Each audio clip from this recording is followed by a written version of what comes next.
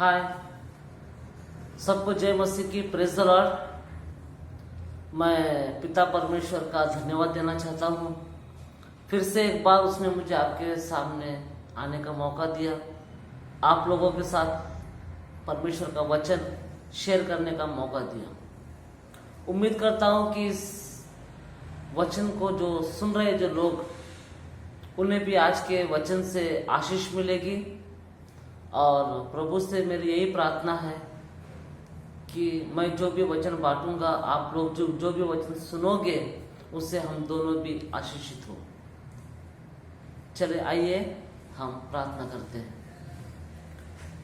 ए हमारे पिता परमेश्वर, प्रभु इस दिन के लिए मैं आपको धन्यवाद देना चाहता हूँ प्रभु, कि आज का दिन प्रभु आपने हमारे जीवन में दिखाए प्रभु। कितने लोग ऐसे रहेंगे प्रभु जिन्होंने आज का दिन नहीं देखा होगा प्रभु, लेकिन प्रभु ये आपकी हम पर कृपा है, मेहरबानी है प्रभु, कि आज का दिन और ये समय और ये पल प्रभु हम जी रहे हैं और अच्छी तरह से जी रहे प्रभु। विशेष करके प्रभु मैं विनती करना चाहता हूँ, मैं जो वचन बांटने जा रहा हूँ प्रभु, उस वचन से प्रभु जो सुनने वाले हैं प्रभु, मैं जो वचन बांटने वाला हूँ प्रभु हम पर आशीष भेजना प्रभु। और वचन को प्रभु हम अच्छी तरह से समझ कर प्रभु, आपने जो हमें रास्ता दिखाया प्रभु, हम उस पर चले प्रभु, ऐसा कीजिए। हर एक जो इस वचन को सुन रहा है प्रभु, आप उनको भी आशीषित करना। आगे का पूरा समय प्रभु मैं आपके हाथों में सौंपता हूँ। ये विनती हमारे प्यारे यीशु मसीह के नाम से मैं मांगता हूँ, सुनो और ग्रहण कीजिए, आमीन। चलो दोस्तों, तो आज का जो वचन है जिससे हम आज प्रेरणा लेने वाले हैं, जिससे हम मोटिवेट होने वाले हैं, वो वचन है लूक इसका 10वां अध्याय 38 से लेकर 42 तक। मैं आप लोगों के लिए पढ़ूंगा। Luke chapter 10 verse 38 to 42।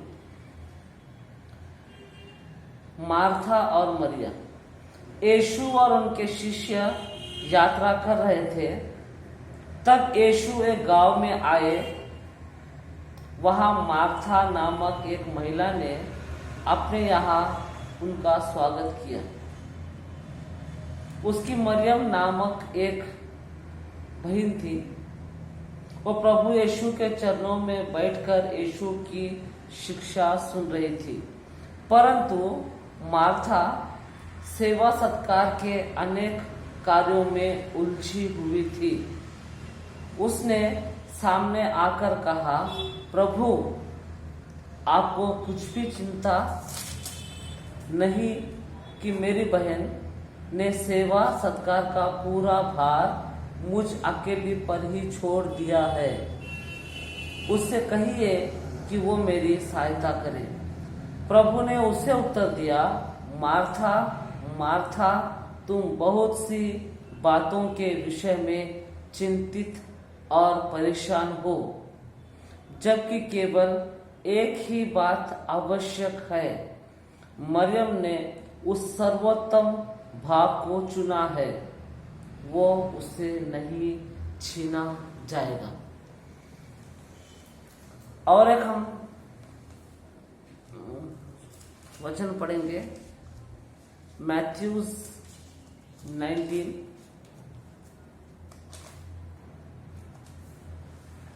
16 to 22। Mathews 19 मत्ती रचित सुसमाचार, इसका 19वां अध्याय 16 से लेकर 22 तक। धनी संपत्ति या शाश्वत जीवन। Matthews 19 16 to 22। एक व्यक्ति यीशु के पास आकर बोला, गुरुवर, शाश्वत जीवन प्राप्त करने के लिए मैं कौन सा भला कार्य करूं? यीशु ने उत्तर दिया, भलाई के विषय में मुझसे क्यों पूछते हो? एक ही तो भला है। यदि तुम जीवन में प्रवेश करना चाहते हो तो आज्ञाओं का पालन करो। उसने पूछा, कौन सी आज्ञाएं? यीशु ने कहा, हत्या मत करो, व्यभिचार मत करो, चोरी मत करो, झूठी गवाही मत दो, अपने माता पिता का आदर करो और अपने पड़ोसी को अपने समान प्यार करो। नवयुवक ने उनसे कहा, मैंने इन सब का पालन किया है, मुझ में किस बात की कमी है? यीशु ने उत्तर दिया, यदि तुम पूर्ण होना चाहते हो तो जाओ, अपनी संपत्ति बेचकर गरीबों को दे दो और स्वर्ग में तुम्हारा धन होगा। तब आकर मेरा अनुसरण करो। ये बात सुनकर वो नवयुवक उदास होकर चला गया, क्योंकि उसके पास बहुत धन संपत्ति थी। तो देखो दोस्तों, ये जो दो हमने जो वचन पढ़े, दोनों अलग अलग चीजें हैं। पहला जो हमने वचन पढ़ा मार्था और मरिया के बारे में, उसमें क्या कहा गया है कि मार्था ने यीशु का उसके घर में स्वागत किया, ठीक है। लेकिन जो उसकी जो बहन थी मरिया, वो यीशु के चरणों में बैठकर यीशु उनको क्या सिखा रहे थे वो सुन रही थी। लेकिन जो मार्था थी वो किचन में जाकर यीशु को जो स्वागत के जो चीजें हैं, कार्य है, वो कर रही थी। शायद खाना बना रही होगी, यीशु के स्वागत के लिए कुछ अच्छे अच्छे पदार्थ बना रही होगी, उस काम में वो उलझी थी। बाद में हम देखते हैं कि मार्था आती है और प्रभु यीशु क्रिस्त को कंप्लेंट करती है। क्या कंप्लेंट करती है कि प्रभु देखो, ये जो मेरी बहन है वो आपके चरणों में बैठकर आपका वचन सुन रही है और मैं वहां आपकी सेवा कार्य के लिए वहां पर मैं परेशान हो रही हूँ, वहां पर मैं मेहनत कर रही हूँ। तो इसे भी कहिए कि मेरे साथ आए और मेरी सहायता करे। ऐसा मार्था ने प्रभु यीशु क्रिस्त को कंप्लेंट किया। लेकिन वचन कहता है, प्रभु यीशु क्रिस्त ने उसको क्या जवाब दिया? प्रभु यीशु बहुत एक अच्छा उसको जवाब दिया। प्रभु यीशु क्रिस्त ने क्या कहा? प्रभु ने उत्तर दिया, मार्था मार्था, तुम बहुत सी बातों के विषय में चिंतित और परेशान हो, जबकि केवल एक ही बात आवश्यक है। मरियम ने उसे सर्वोत्तम भाग को चुना है, वो उससे नहीं छीना जाएगा। देखो, प्रभु यीशु क्रिस्त ने मार्था को कहा कि मार्था, तुम बहुत सी बातों की चिंता करती हो, चिंतित हो और बहुत से बातों से परेशान हो, लेकिन जो मरिया है उसने सही भाग चुना है और उससे वो भाग नहीं छीना जाएगा। और यीशु कहते हैं मार्था को कि एक ही चीज आवश्यक है। अभी देखो, यहाँ पर अगर हम हमारे एवरीडे लाइफ को रिलेट करेंगे, अगर यीशु क्रिस्त मार्था के घर में आते हैं तो जो मार्था जो है वो उनका स्वागत करती है और उनके लिए अच्छी अच्छी चीजें बनाने में वो व्यस्त हो जाती है, ठीक है। तो हम यहाँ देखते हैं कि जो मार्था जो कर रही थी वो कुछ गलत नहीं कर रही थी। उसने तो प्रभु यीशु के स्वागत के लिए मेहनत कर रही थी, वो अच्छी चीजें बना रही थी।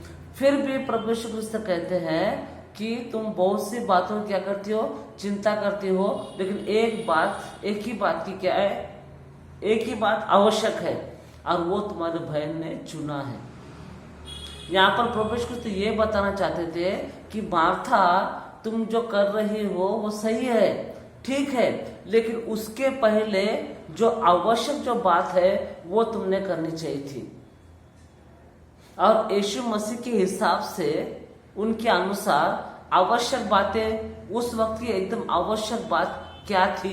वो ये थी कि प्रभु यीशु क्रिस्त के चरणों में बैठकर वो क्या बोल रहे हैं पहले वो सुनना ज्यादा आवश्यक था, जो कि मार्था ने नहीं किया। मार्था दूसरे काम में उलझी हुई थी। हम ये नहीं कह सकते कि मार्था कुछ गलत कर रही थी, मार्था भी अच्छा ही काम कर रही थी, लेकिन जो काम पहले करना चाहिए वो काम नहीं कर रही थी। इसी रीति से हमने जो भाग पढ़ा बाइबल में से, उसमें भी यही कहा गया है कि जो युवक था वो यीशु मसीह को प्रश्न करता है कि मुझे शाश्वत जीवन प्राप्ति के लिए मुझे क्या करना चाहिए। तो यीशु मसीह ने उसको कहा कि सब आज्ञाओं का पालन करो। तो उसने कहा मैं माता पिता का आदर करता हूँ, खून नहीं किया, 10 आज्ञाएं पालन किया, सब कुछ मैंने किया, फिर और मुझे क्या करना चाहिए। तो प्रभु यीशु मसीह ने कहा ठीक है तू सब कुछ किया, लेकिन यीशु मसीह ने कहा कि तेरा सब कुछ छोड़कर, धन दौलत छोड़कर तू मेरे पास, मेरे पीछे आ जा, मुझे फॉलो कर। तो लास्ट में वचन कहता है कि उस जो युवक का चेहरा उतर गया, क्योंकि उसके पास बहुत सारा क्या था, धन था। तो दोस्तों मैं आज आप लोगों को मैं यही बताना चाहता हूँ कि हमारे क्रिस्ती जीवन में भी हम बहुत सारी अच्छी बातें करते हैं, जैसे चर्च को जाना, लोगों की मदद करना, वचन बांटना, बहुत सारी अच्छी बातें करते हैं, और हमें लगता है कि ये जो हम जो कर रहे हैं इससे हमारा क्रिस्ती जीवन हम बहुत ही परफेक्टली जी रहे हैं, हमको सार्वकालिक जीवन प्राप्त होगा ही होगा। लेकिन जब हम यीशु मसीह को जब हम पूछेंगे, जब हम पूरे विश्वास से प्रार्थना करेंगे कि प्रभु हमें बताओ कि हम किधर कम पड़ रहे हैं, तो प्रभु यीशु मसीह हमको बराबर वही पॉइंट पे मतलब पॉइंट आउट करेंगे कि देखो ये चीज तुम में कमी है, और वही चीज तुमको सार्वकालिक जीवन प्राप्त करने से रोकने वाली है। जैसा मार्था को लग रहा था कि मैं जो कर रही हूँ वो एकदम परफेक्ट है, क्योंकि मैं कुछ गलत नहीं कर रही हूँ। उस युवक को लग रहा था कि मैं जो जीवन जी रहा हूँ, 10 आज्ञा का पालन कर रहा हूँ, सब कुछ मैं अच्छी तरह से पालन कर रहा हूँ, तो मैं परफेक्ट जीवन जी रहा हूँ। लेकिन यीशु मसीह कहते हैं कि तुम मेरे पास आओ, मैं तुमको बताऊंगा कि तुमको कौन सी चीज तुम्हारे जीवन में पहली करनी चाहिए, या तो मैं बोलूंगा दूसरे भाषा में, दूसरे वर्ड्स में, कौन सी चीज की तुम्हें कमी है। ये बहुत इंपॉर्टेंट है अपने क्रिश्चियन लाइफ में दोस्तों। हम समझते हैं कि हम परफेक्टली जीवन जी रहे हैं, हमारा जीवन एकदम परफेक्ट है, लेकिन हम ये नहीं समझ पाते हैं कि हमें कमी क्या है। हमें वो समझने की बहुत जरूरी है कि हम जी तो रहे हैं, लेकिन क्या हमें कुछ कमी है, क्या कुछ घटी है क्या, ये हमको सोचना बहुत ही जरूरी है। हम हमेशा दुनिया के एंगल से सोचते हैं, हाँ दुनिया की नज़र में मैं ऐसा हूँ वैसा हूँ, मैं बहुत अच्छा हूँ, मैं बहुत धार्मिक व्यक्ति हूँ, मैं चर्च में बहुत एक्टिव हूँ, मैं ऐसा हूँ, मैं वैसा हूँ। अच्छी बात है, ये सब अच्छी बात है, वेरी गुड। बट हमको एक पर्सनल लाइफ में पर्सनली यीशु मसीह से पूछना है कि क्या हमें कुछ घटी है क्या। तो उसके लिए अगर हमको सचमुच जानना है कि प्रभु यीशु मसीह हमें से क्या चाहते हैं, हम जो जीवन जी रहे हैं वो बराबर है क्या उसमें और कुछ प्रभु यीशु मसीह क्या चाहते हैं हमारे जीवन से, अगर हमको वो अगर जानना है, तो सबसे पहले जब हम बिस्तर से उठते हैं, जब हम बिस्तर से उठते हैं, तो सबसे पहले हमको क्या करना है, घुटनों पे आना है। हमें घुटनों पर आकर प्रभु यीशु मसीह से ये पूछना है कि प्रभु यीशु मसीह, ये आज का दिन जो तुमने मुझे दिखाया है, उसकी शुरुआत तो मैं कैसे करूं। उस दिन की शुरुआत हम यीशु मसीह से बात करके स्टार्ट करना चाहिए।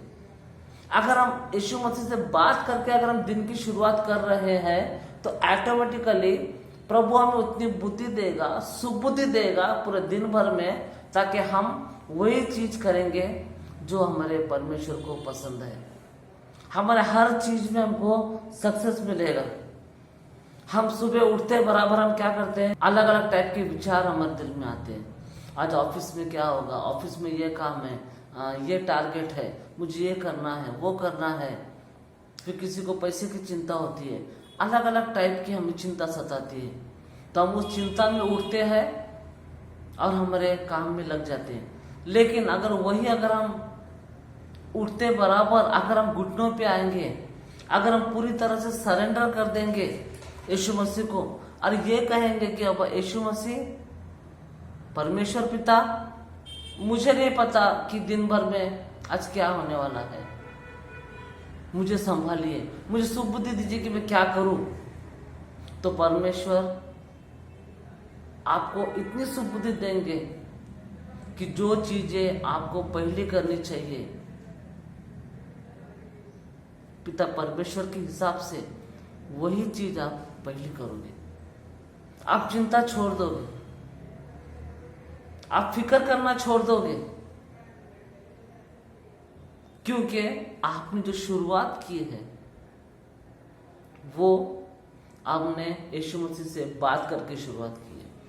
प्रार्थना करना मतलब क्या है, हम यीशु मसीह से एक रूप हो जाते हैं, हम यीशु मसीह से गाइडेंस लेते हैं, उनको हम सरेंडर हो जाते हैं।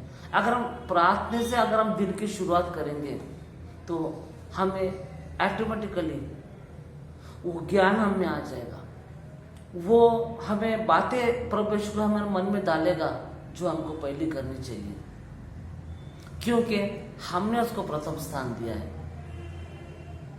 हम वेवर्डली ऐसा कुछ भी कार्य दिन भर नहीं करेंगे। हमारा हर कार्य, हमारा हर जो कोशिश है वो सक्सेस जाएगा। क्यों? क्योंकि हमने फर्स्ट प्लेस प्रभु को दिया है। दिन की शुरुआत हमने प्रभु के से बात करके की है। तो दोस्तों, ये बहुत ही इम्पोर्टेंट है कि जब भी हम दिन में प्रवेश करें, जब भी हम बिस्तर से उठने के पहले, उठते वक्त ही हमें पिता परमेश्वर प्रभु यीशु को याद करना है, उसको टोटली सरेंडर करना है। ना कि हमें चिंता करना है कि आज ऑफिस में क्या होगा, ना कि हमें चिंता करना है कि बॉस क्या बोलेगा, ना कि हमें चिंता करना है कि मेरा टारगेट पूरा होगा कि नहीं ऑफिस में। हमें ये चिंता नहीं करना है कि मेरा खर्चा कैसा होगा, मेरा कुछ काम कैसे होगा। अगर हम सरेंडर करेंगे, इसका मतलब हम सबसे पहला काम, जैसा मार्था को कहा, एक ही बात आवश्यक है। मार्था को प्रभु यीशु क्रिस्त ने बोला कि एक बात आवश्यक है, और वो बात मरियम ने चुना है, तुमने नहीं चुना, तो उससे वो छीना नहीं जाएगा। तो एक बात हमारे जीवन में क्या आवश्यक है? कोई तो एक बात होती है जो हम नहीं करते, बाकी हम सब करते हैं और हमको लगता है कि हम बहुत अच्छा जीवन जी रहे हैं, लेकिन एक बात की वजह से हम क्रिस्ती जीवन में सफल नहीं हो सकते। तो वो एक बात को ढूंढना जरूरी है, और वो कभी ढूंढ सकते हैं जब हम सुबह सुबह उठकर फर्स्ट जो मिनट है वो हम जब हम प्रभु यीशु को देंगे। वचन कहता है 1 पीटर 5:7, पहले पेत्र 5वां अध्याय 7वां वचन। मैं पढ़ता हूं आप लोगों के लिए। 1 पीटर 5:7 देखो क्या कहता है, आप अपनी सारी चिंताएं उस पर छोड़ दे क्योंकि उसे आपकी चिंता है। आपकी सारी चिंताएं उस पर छोड़ दे क्योंकि उसको आपकी चिंता है। देखो कितना अच्छा वचन है। वचन कहता है तुम चिंता मत करो, तुम दिन की शुरुआत में पहले उसको स्थान दो, तो तुम्हारी जितनी चिंताएं हैं वो चिंता करेगा, तुमको चिंता करने की जरूरत नहीं है। दूसरा का वचन पढ़ेंगे 290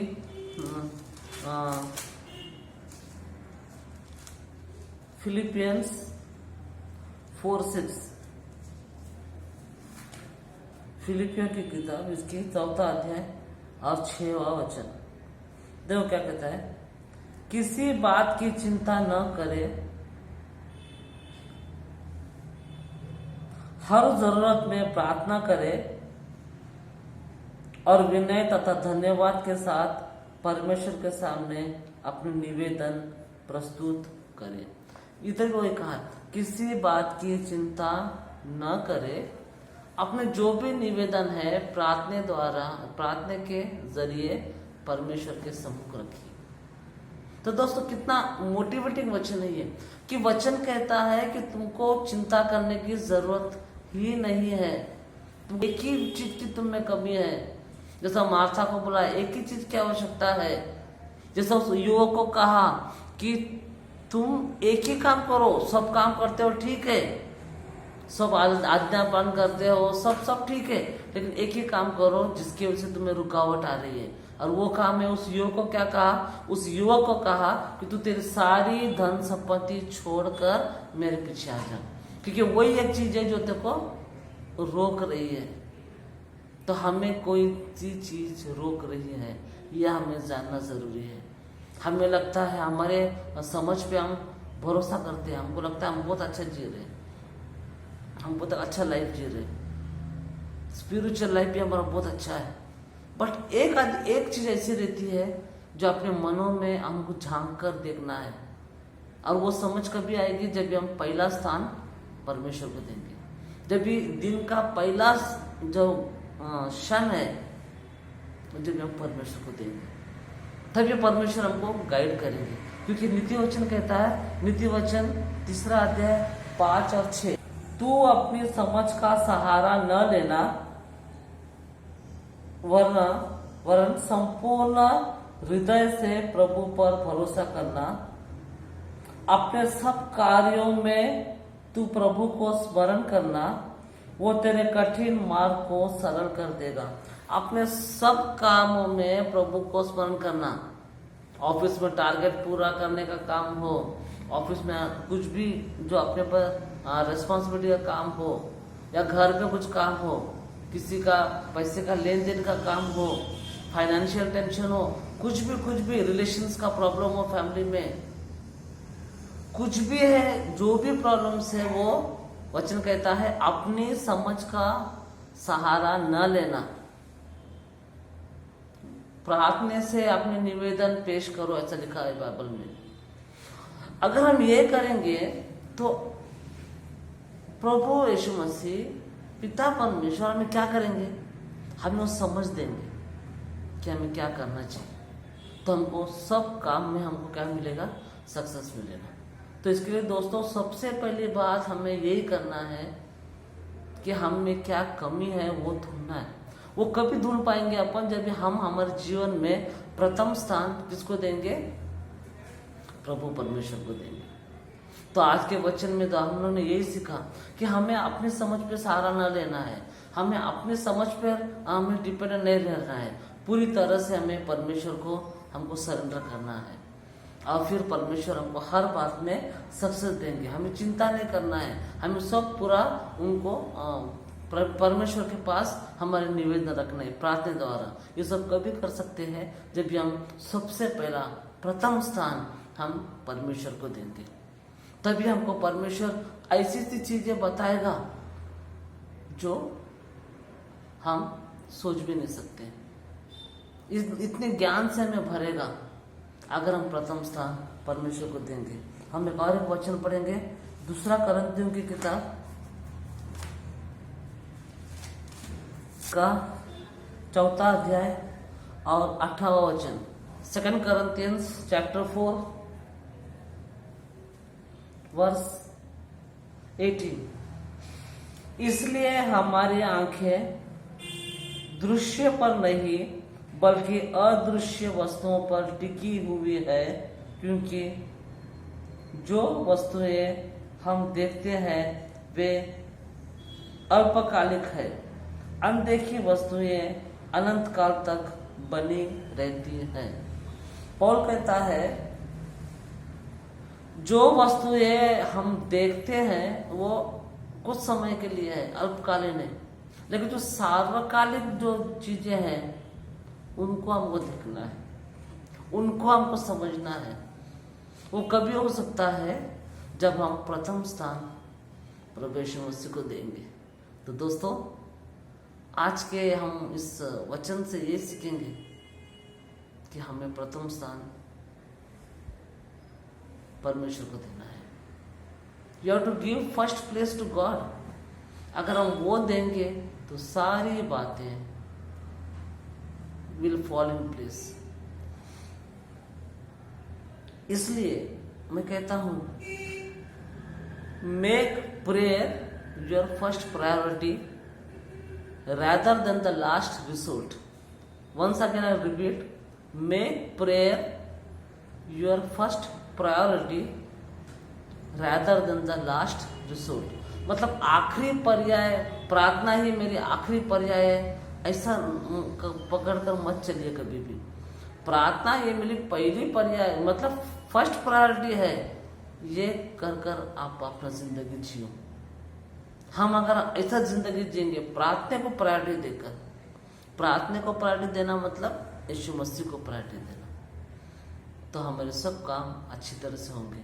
हमें प्रभु यीशु ज्ञान से भरेगा कि कौन सी चीज करनी चाहिए, पहले करनी चाहिए। हम अच्छी बातें करते हैं, लेकिन उसमें भी कौन सी ऐसी बात है जो हमको सार्वकालिक जीवन प्राप्त करने से रोक रही है, हमें वो ज्ञान से भरेगा परमेश्वर। आशा करता हूँ कि आप लोगों को इस वचन से आप आशीषित हुए होंगे, आपको प्रेरणा मिली होगी। हम दोनों मिलकर इस वचन को और भी गहराई से समझने की कोशिश करेंगे और प्रभु यीशु मसीह से विनती करेंगे कि हमें क्या कमी है वो बताइए, ताकि हमको भी जो अनदेखी चीज़ें हैं, जो सार्वकालिक, जो टिकने वाली चीज़ें हैं, वो हमको प्राप्त हो सके। जय फिर से एक बार सबको जय मसीह की। आमीन।